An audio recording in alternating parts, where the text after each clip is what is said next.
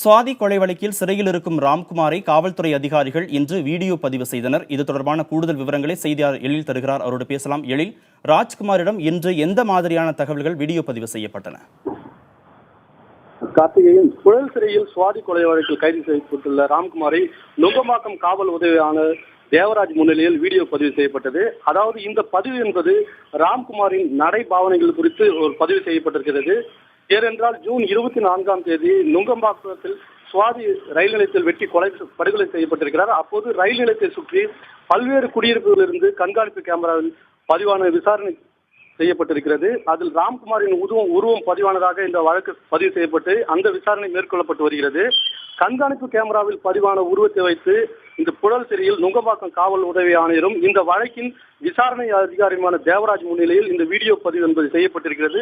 அப்போது கொலை நடந்த போது ராம்குமார் பயன்படுத்தியதாக கூறப்படும் அந்த சட்டை, செருப்பு உள்ளிட்டவைகள் அணிவிக்கப்பட்டு இந்த நடந்து காண்பிக்கப்பட்டிருக்கிறது. அவருடைய உருவம், எடை, நடைபாவனைகள் உள்ளிட்டவை இதில் பதிவு செய்யப்பட்டிருக்கிறது. கார்த்திகேயன், இப்போது பதிவு செய்யப்பட்ட காட்சிகள் விசாரணைக்கு எந்த அளவு உதவி செய்யும் அப்படின்னு காவல்துறை தரப்பில் சொல்லப்படுகிறது? அதாவது இந்த பதிவு செய்யப்பட்ட வீடியோவுக்கு அடுத்த கட்ட விசாரணை மேற்கொள்ளப்படும் அப்படின்னு போலீஸ் தரப்பில் தெரிவிக்கப்பட்டிருக்கிறது. இந்த கொலை தொடர்பாக ஏற்கனவே புழல் சிறையில் உள்ள ராம்குமாரிடம் 2 முறை வீடியோ கான்பரன்ஸ் மூலம் விசாரணை நடத்தப்பட்டிருக்கிறது.